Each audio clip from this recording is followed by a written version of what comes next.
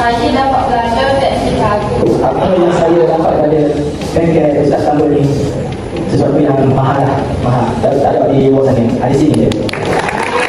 Sebelum ni saya memang kurang sikit masalah macam kat minat mana. Macam nak menjalani ke nak ambil dan masalah kepada saya ke. Nanti lepas pada saya tuan satu lepas pada Ustaz ada teknikal, saya rasa sebenarnya mudah saya badan dan dalam betul. Program hari ini sangat menggembirakan, penuh dengan aktiviti yang seronok.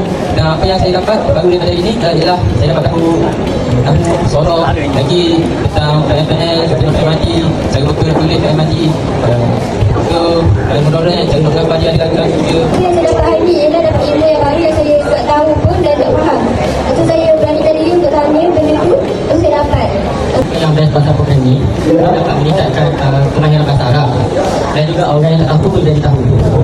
Banyak juga dapat mendapatkan silaturahmi.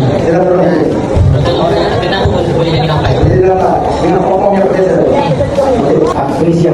Jadi, teknik scan. Dia tricky. Bagi saya mula-mula tu agak tricky, susah sikit. Tapi dia rushing buat sokong. Jadi ingat di benda tu. Jadi saya akan jadikan sebagai kayu pokok saya dalam pembelajaran bahasa Arab saya di masa sekarang dan insyaAllah di masa universiti sampailah saya ke PhD dan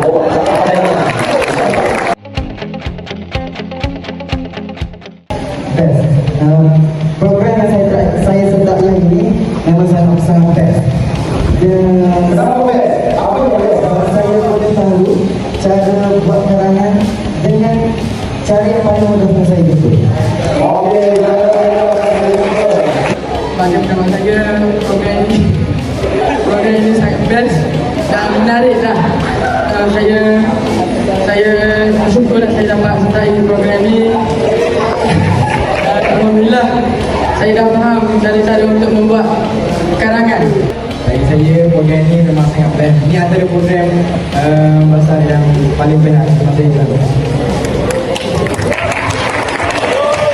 Mula saya ingatkan program ini membosankan. Tapi bila saya sertai program ini, saya rasa makin berminat dengan bahasa Arab.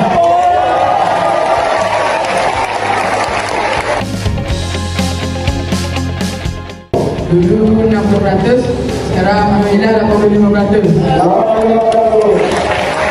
100% yang meningkat adalah daripada 40 hingga 90. Sebelum program ni mungkin 50%, tapi lepas tu mungkin 90.